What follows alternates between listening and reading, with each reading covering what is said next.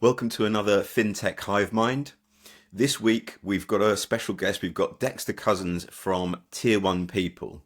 We're going to be talking about the state of the talent industry for Fintech and how businesses can acquire some of the best talent. Dexter, thank you very much for joining us. Could you start off by telling us a little bit about yourself for anyone that doesn't already know you? Sure, I'm the managing director of Tier 1 People. We're Australia's leading executive search firm for fintech. We're known for helping businesses like Revolut, who I'm sure you'll know, TrueLayer, and a lot of international businesses actually launch here in Oz, as well as working with international fintech and helping Oz fintechs expand globally as well. So we've got clients in Asia, Europe, North America, Australia. So really broad spread, but really only work at an executive level.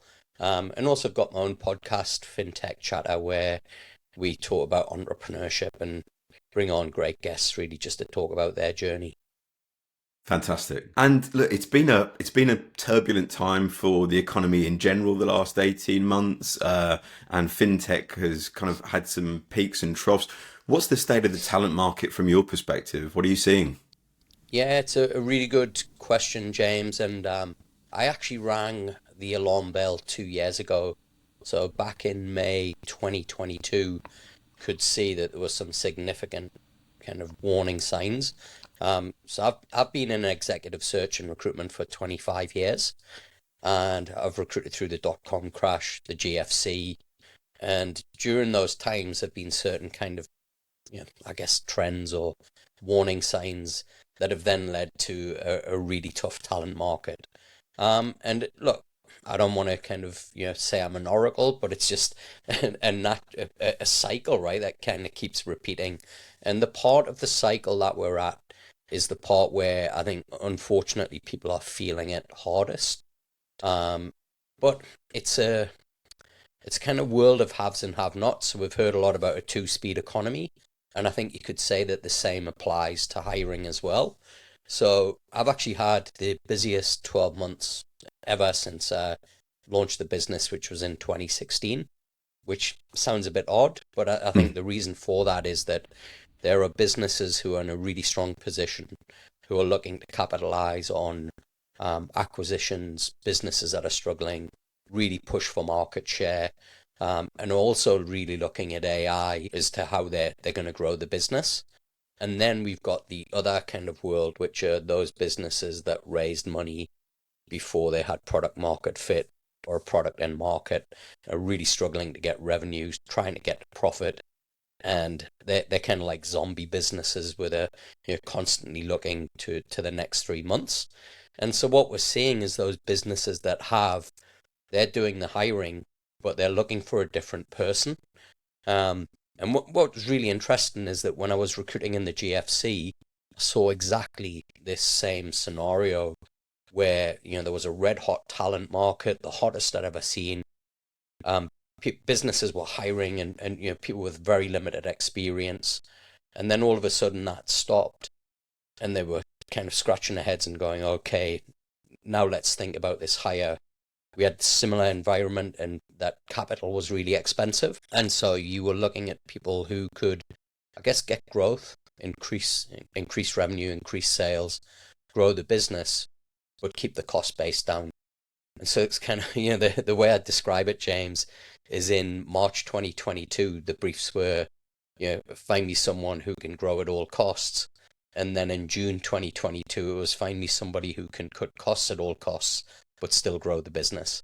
So I think we're very much still in that scenario where it's people who can grow the business or it's mission critical hires.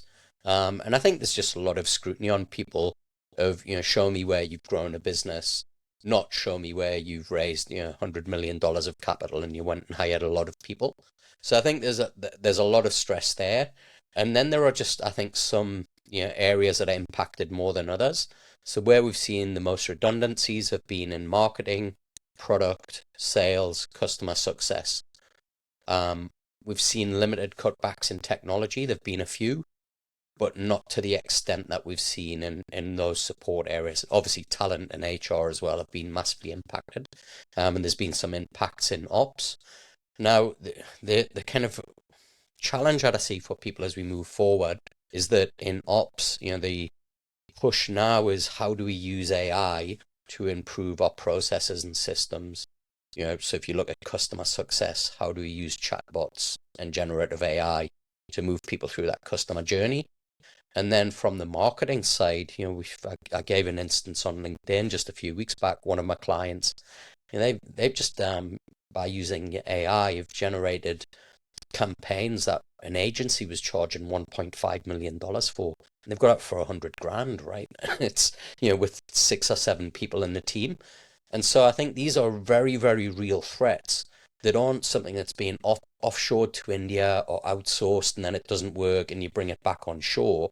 AI is only going to get better at what it does. And I think these are things that people just have to be very, very conscious of as we kind of move into this new paradigm.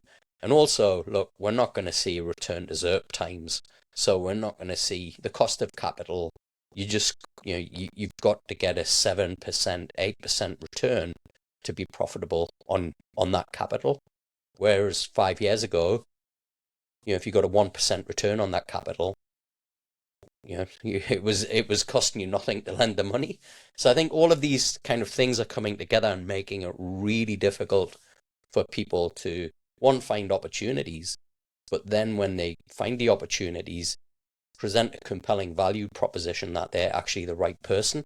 Yeah, your comment about AI is really interesting. This week, Klarna has announced an ambition to cut its workforce 20% year on year as a kind of a repeated strategy. So yeah, I think it's going to be interesting to see how that unfolds. From marketing standpoints, though, why do you think that they've been targeted above other groups? To be honest, that's surprising. I consider the role of marketing or growth as one of the most important in bringing customers. Yeah, no, I think the scrutiny, it's not something that's new. So I've been recruiting marketing people. I was actually one of Australia's first digital marketing recruiters back in 2004 when I first moved here.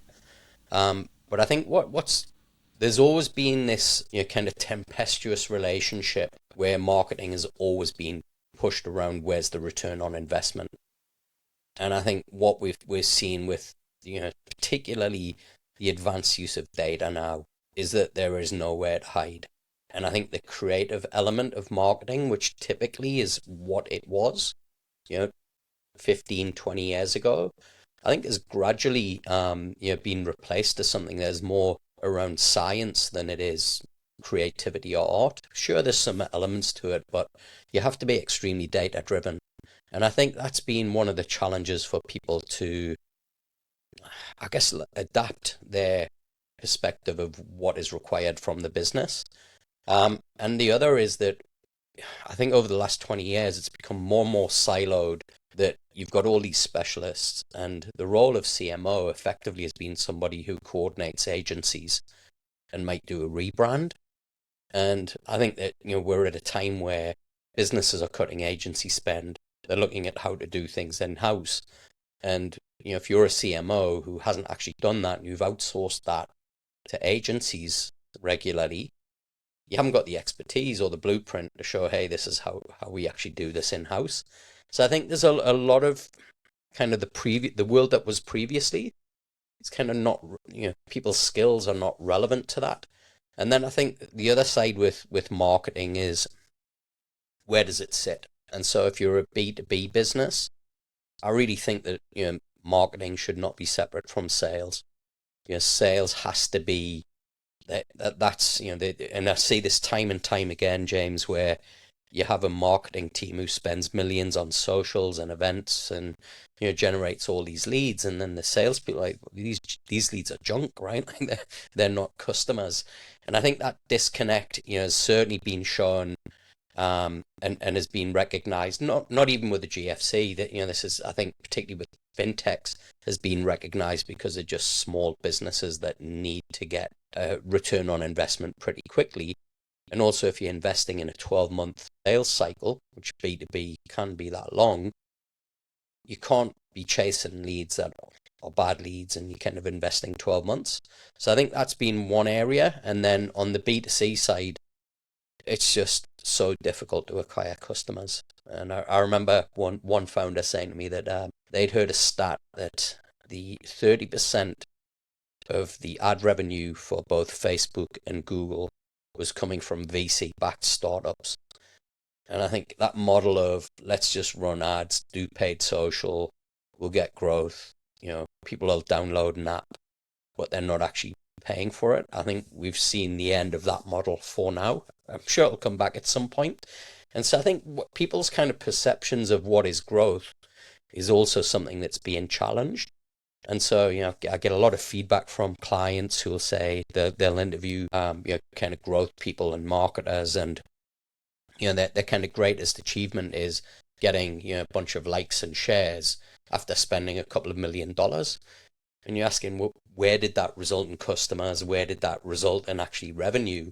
And I think that's where marketing really seems to be falling short, is how do you convert all of that stuff that you do into actual dollars? And if you can't do that, it's kind of hard for anybody to hire you or invest a lot of money at this moment in time when you're looking at reducing costs. I agree, and your comment that sales and marketing are fundamentally the same is something I've said many times. You've just got the customer, you've got the information that they need in order to progress themselves, and everything else is just channels. Sales is a channel, marketing is a channel. So it's about understanding them and then building back from the customer. Yeah, I think you've hit the nail on the head, James, and that's one of the things that I'm seeing a lot of my clients doing now is we've actually put so many layers between us and the customer, product and the customer. And look, actually there's some of the most successful fintechs here in Oz. I know the founders well, and they were, they're not even marketing people, right? They're tech people or they're product people, but they're some of the best marketers that I know because they just lived and breathed the product, right? I remember one guy, and he's the CEO of a neobank, and on a Sunday I get locked out and I'm trying to use the card, and I messaged him on Twitter and he got straight back to me, and the thing was sorted, right? And was like, thanks for highlighting that. We found a bug and we've worked through it and here's the fix. Now, where do you get that kind of, you don't get that at a big bank or a larger organization.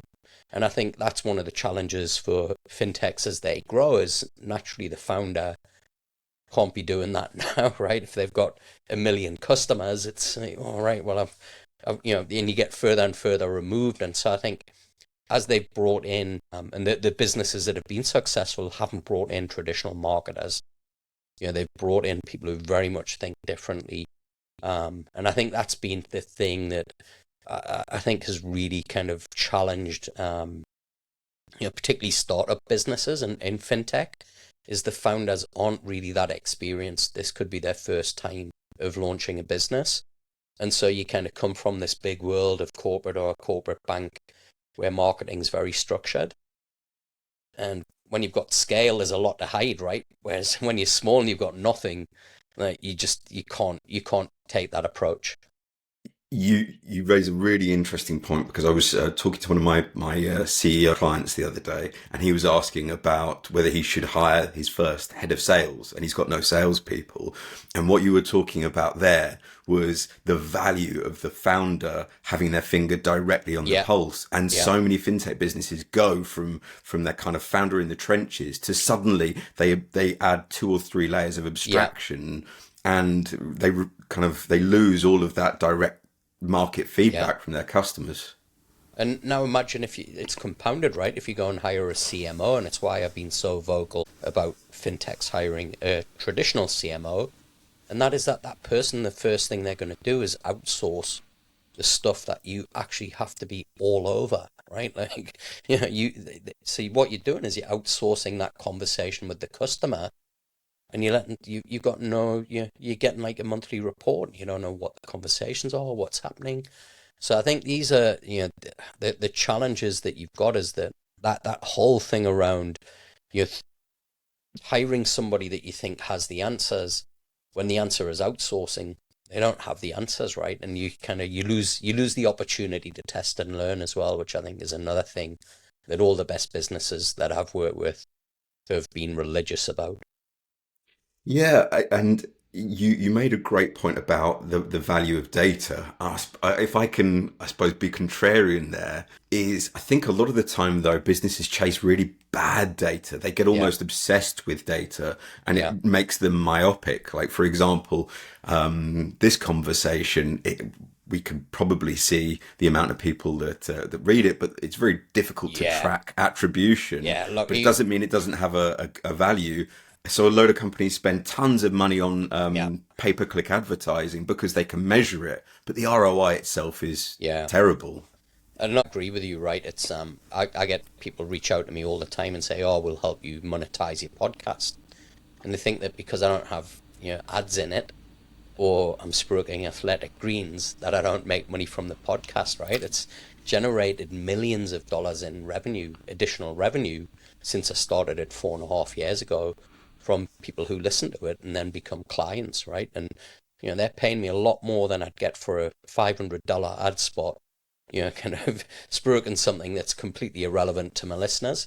So I absolutely agree, James. And one of the kind of, I think the challenges with data, and I'm watching a really interesting documentary about the Vietnam War, and there was a whole segment on how they used data to figure out strategies and see where they were at, and all of the data that they had indicated that the Vietnam War should have been done and dusted within 3 years, and it went on for 20, and they lost the war.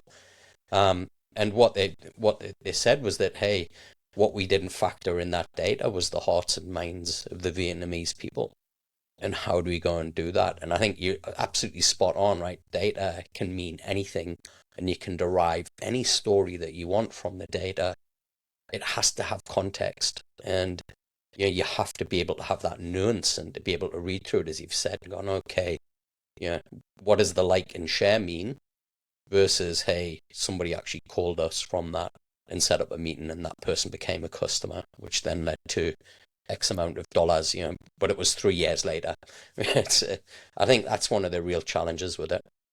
I think it's I think that's arguably what makes the CMO, the head of growth, as the current market needs it, one of the most challenging roles, Yeah, because you've got to blend that data scientist with a hugely intuitive individual, and a lot of the time they're quite mutually exclusive profiles, aren't they? yeah, they are. And I think this is one of the things that I say to clients is, and we laugh about it, is I get the search for the blue-eyed unicorn.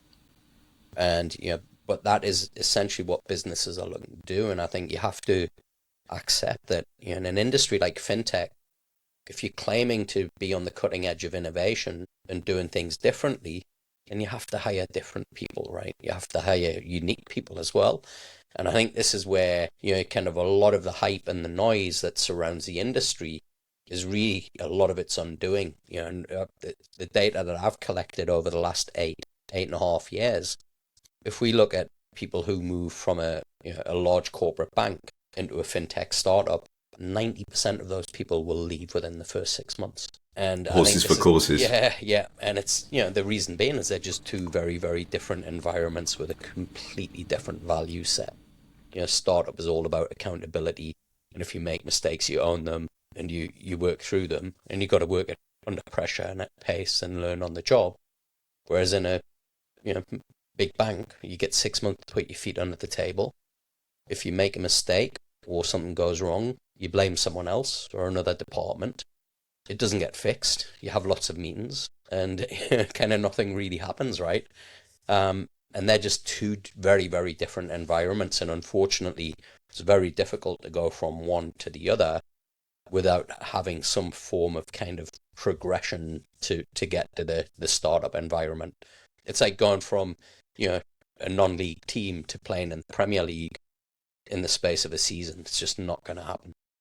But that change also happens in fast-growing startups, doesn't it? Like, It does, yeah. if you join a Series A business in the course of 2 years, if it's got a win behind and it's growing, the skills that you'll need 2 years from that point are going to be very, very different. Yeah. Like, what do you think is a good longevity for an exec, or sorry, not good, a realistic or reasonable longevity for someone joining a business at a Series A? What I've looked at, it's 18 months. and I think that's a good innings. So, I think we say that they're a bit like dog years. So, 7 years in a startup is, oh, sorry, You 1 year in certainly a lose startup a is lot of worth like hair. 70. Yeah, you do, yeah. But I think and look, this is another thing I've been posting about recently is fractional executives. And I absolutely endorse the concept. I think it's just in practice, it doesn't work so well. And I think the reason it doesn't work so well is that, from somebody who's trying to run three startup clients simultaneously, you don't get to choose when the fires happen. And you're there as an exec. You're not there as a consultant. You're not there, as an advisor. You're there to actually get stuff done. And so you don't get the luxury of deciding when that is going to be. So I definitely endorse and advocate for bringing in people, I think, for shorter periods to get you to where you need to be. But I think that, the concept of a fractional exec, I think it's more like a Hollywood production. You bring in people for 3 months and it's solid and it's intense. You're not doing another movie in that 3 month period. You're doing that one movie. And I think, if you look at um, the growth journey of, kind of startups and fintechs is, this is event driven stuff. So you're bringing in a CFO to help you raise capital and do an IPO and list, right? You're bringing in a growth expert because you're developing a new product, you need a go-to-market strategy, or you're looking into the US and you need somebody with specifically that experience and expertise to help you do that. And it could be 3, 6, 9 months that you need that person. And that person could be doing 1 day a week, then 7 days a week, then 3 days a week, and I think that's the concept that I see working, not this one that's kind of being touted around, which is all supply side driven, which is, I'm working with 3 clients and it's a lifestyle business. And it's, if you're going to do a fractional exec in fintech, you are not going to work harder than that role. And you're not going to get paid as much as you would. And you're probably not going to have skin in the game. So it's really not that attractive an option for people that it's being built out to be. So in hiring people, what are the mistakes that you're seeing companies make? B2B at Series A and B kind of stages. Yeah. What are the mistakes? What are the holes people fall in when they're building exec teams? So the first one is they just don't take the time to figure out what is the big problem that they're trying to solve.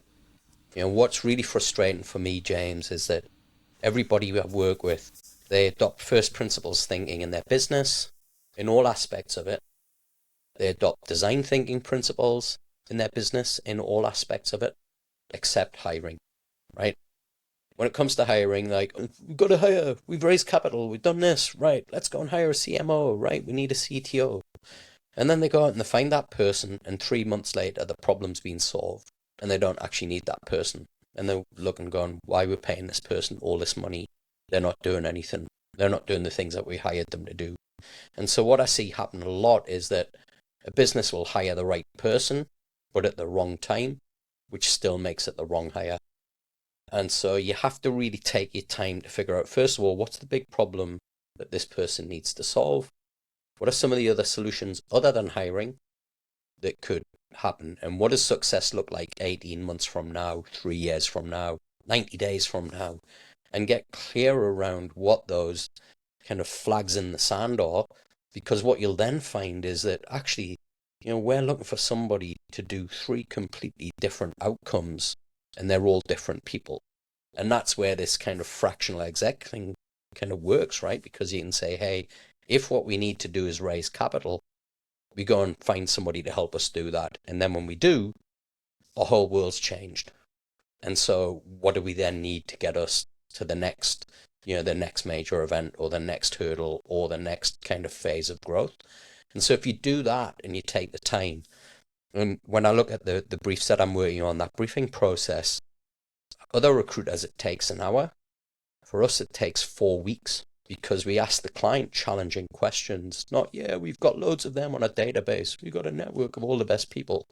We ask them questions that force them to think around why they're hiring in the first place. And we go, hang on, right? Yeah, we need to think about this, right? And so it becomes a process of them starting to really think through the problem and then what success looks like. And then we work on creating the job brief together. And the results are that most of the people that we've hired, in fact, 99% stay longer than 6 months. 98% are with the business 2 years or more. And so when you're talking about high growth businesses, what we're doing is we're getting people who can actually go on that journey with the client, not just be the stopgap solution to the next point. But of course, we can do that as well if that's the right thing to do. But you're highlighting a very, very good point, which is thinking about what you actually need. And that happens throughout all levels of seniorities Yeah, of the business, all the way down to yeah, salespeople. They think revenue, so they hire salespeople. But yeah, actually, is the problem in converting interest and opportunities, or is your problem further up the yeah, funnel in creating awareness? So, yeah, and the outcome of that question might be you need salespeople, or it might be you need marketing, or yeah, any number of other things. But they need to think about that. yeah, Otherwise, as you say, you just go and pick the wrong tool out of the yeah. bag. That's a really good point that you raised, James, and it goes back to something that you'd said earlier, right? Which was your surprise that businesses aren't investing in marketing or salespeople at this moment in time. And I think a reason why most of them aren't is that they look at the market and go, well, nobody's buying. You can't force them to buy. Doesn't matter how good the salesperson is. If there's not a budget, right, it's just not happening.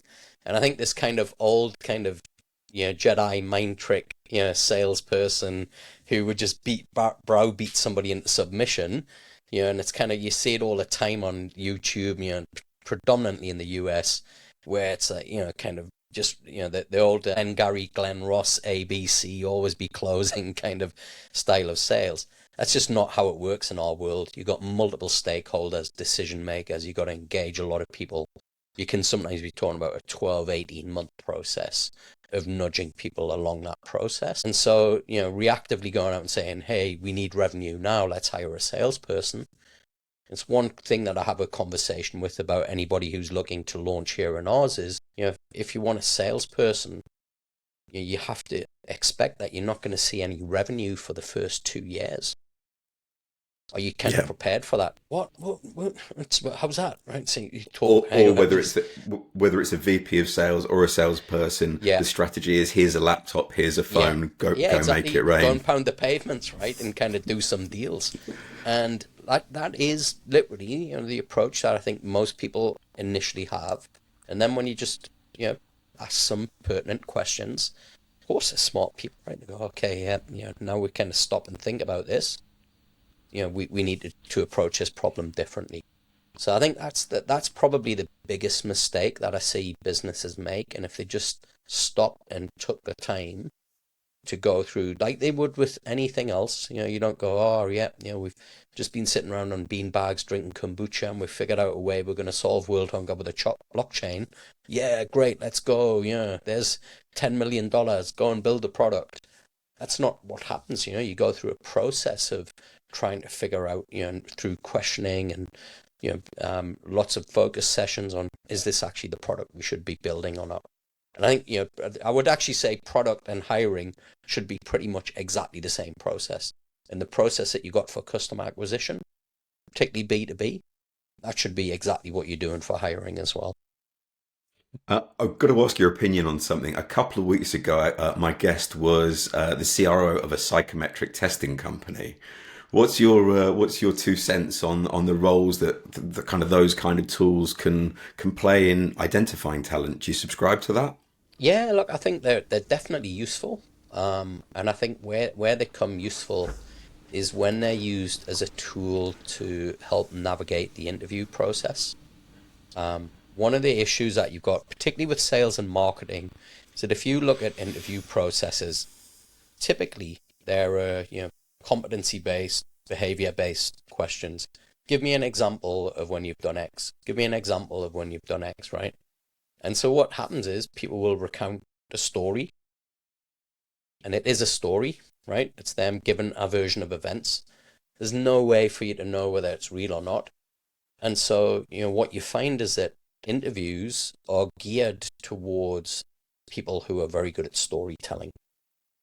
Unfortunately, there's a lot of roles where storytelling isn't actually the key skill, or guarantee to success. And in something in sales, it's easy to be told a story, and if you can't quantify that, then you're basically taking their word for it, right? And literally, businesses are wasting millions and millions of dollars hiring the best storyteller, not necessarily the best person for the job. So I think psychometric testing can help with giving an insight into that person's behaviors, some of the ways in which they think about themselves, how they view themselves, how they perceive themselves. But you also have to remember is that that's how that person perceives themselves at that moment in time. And so, people evolve, they change, they go through events in life that change them, whether it's parenthood, owning their own business, having a failure. And so, you kind of, it's not a static thing. So I think as a part of a process where it's uniform and it's consistent, they're a really good tool. But is it something that you should look at a profile and go, this person's not right? Absolutely not. Part of a wider set of things that you look at. Yeah. I think one of the challenges, particularly in smaller businesses, is that getting harmony is critical. And so, it's pointless bringing in somebody who replicates the skills and traits and qualities that you have as a founder. You need somebody who can supplement those skills and qualities. And I think that's where actual testing can come in really helpful. If the founding team and the rest of the exec team have been tested as well. And there's actually a really cool one, which is, it's free. And it's by Ray Dalio. Principles. So the guy, Principles. Yeah, fantastic. And he's got something on there that you can actually go and get all your team, your leadership team. You just put your email address in, and it will give what your profile type is. And it's really useful just to get a sense as to, hey, here's where our strengths do. My wife and I did it and realized we were so incompatible. It was amazing that we've been married for 14 years. and ran a business. But it's a very, very good point. And I've actually done the principles test myself. And, you have these strengths and weaknesses. And you're right, the exec team doesn't need to all have the same strengths. In fact, that's usually worse, because if you've got a load of people that are big picture, but no one's got attention to detail, that's a weakness in the makeup of the overall team. Yeah. So that's stuff that I think is really helpful and beneficial. But it should never be all right, this person's got a different profile. You got to explore further. You got to figure out, hey, how do we make this work? And it gives you, hey, here are some things that we just need to be aware of. And I think if you take that approach, it's really beneficial. But if you use it as a black and white, yes or no kind of criteria, I think you're going to cause more problems. And I've had clients in the past who've done that, and it led to a lot of problems thinking, and basically everybody it was like groupthink in an organization of 10,000 people. Everybody had the same profile, everybody thought the same way, and that was great. And then the GFC happened and the whole landscape shifted and nobody knew how to deal with it. So I think that's kind of one of the dangers that you run, is the groupthink. And then when things change, it's great when things are in that moment, but then when things change, it's very difficult to move, because everybody's kind of almost like a carbon copy of each other. We're running a little short on time, but there's one thing that I really wanted to get your opinion on, Dex, which is candidate experience. Talk to me about, obviously when you're hiring someone senior, you need to be thorough, you need to take your time, you need to get it right. But there's a difference between being thorough and being kind of rudderless. Like, what do you think a reasonable or a good candidate experience looks like? I think I touched on this before, right? Like, if you think the candidate experience, translate that to a customer experience, it's absolute nonsense how businesses go about hiring people. So first of all, I don't advertise. I think when you got a clear brief about the type of person that you're looking for and they're unique, you have to go out there and approach those people and find them direct, right? And that takes work, but if you want to be successful, you got to do the work. And so the first thing I would say is just don't advertise. Like, putting up an ad and basically, inviting thousands of people to spend time applying for it, knowing that there's only one person that you're going to say yes to. Like, who's going to spend money on advertising to get one customer, right? And like piss off like 5,000 people to get one customer. So that would be the first thing I would say. The second thing is to be really transparent and open and upfront with people as much as you can be. Obviously, there's confidentiality issues. And the premise that I work on, James, is that I'm dealing with the top tier of the talent pool, really smart people. And if you're transparent with them and let them know what the opportunity is, what resources the business has, how much capital runway they've got, what the likelihood is, what funding stage they're at, what the founders are really like, what the product is, what the strategy is. If you give people that information, and then what they're expected to do, most people, in fact, pretty much everybody will say, you know what, thanks for thinking of me, but I don't think this is the right opportunity. Or they'll get more information and say, this isn't right because X, right? And I think if you go with the mindset of when you're hiring somebody to set them up for success, rather than let's bullshit people to try and get them on board and sell them this dream, and then they come in and they're living the nightmare, I think that's a good candidate experience. If you're just upfront, honest, and transparent with people and make sure, just like you would be in sales, right? Like B2B, there's nothing worse than being led down the garden path, investing 3 months into a client when they had no intention of buying in the first place, but they just didn't have the heart to say, oh, look, I'm not the decision maker, right? Like, if you think of that, that's what a lot of candidates are going through. Yeah, we actually had somebody internally. Well, you knew that all along, right? So why did you get me to invest 12 hours into the process? So I think you just have to be candid, open, upfront, honest, and work on the premise that the best recruitment tool or selection tool out there is actually self-selection. So if somebody turns around and says, I'm not right, don't push it and try and force them into changing their mind. Just ask why, right? You made a really good point, which is just be honest about, what the job is, warts and all. Yeah. Because people will accept a difficult job, but they'll always resent being sold a bag of spanners when they say they're walking in and it's sunshine and rainbows, and it turns out to be a catastrophe. That's far worse than actually knowing that you're walking into a challenging environment. Yeah, absolutely. And look, that's when it goes wrong most of the time. And I think, unfortunately, one of the things that we do in fintech is bullshit a lot.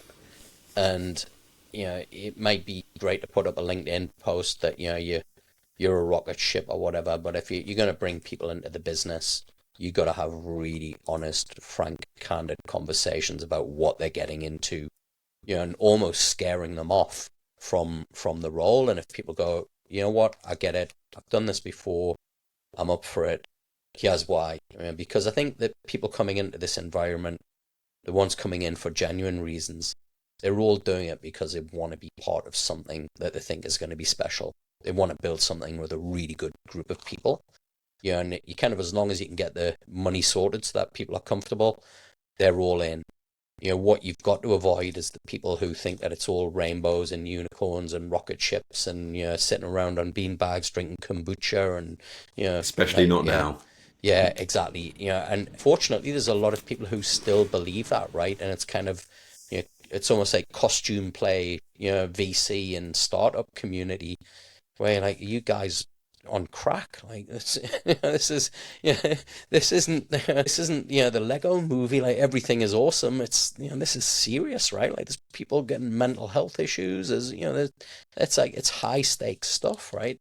So I think if you can just be honest with people around that, you're gonna find the right people, right? And as I say, it's kind of, you got to try to slip around 100 to people to find your prince or princess, and that's where the hard work comes in. And I think that's why a lot of businesses get it wrong, because they think that hiring is putting an ad up and you get lots of response, and you kind of pick the right person. And look, we're not living in the depression, right? Even though it's tough, we've still got record low unemployment, and people have choices. And so you kind of have to cater towards a market where, just like you offer your customers, you're competing for them.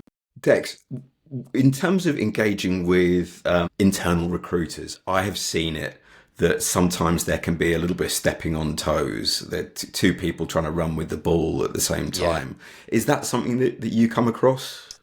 Fortunately not. So I used to, but since having my own business, when I work with internal recruitment teams, first of all, it's a very, very respectful relationship.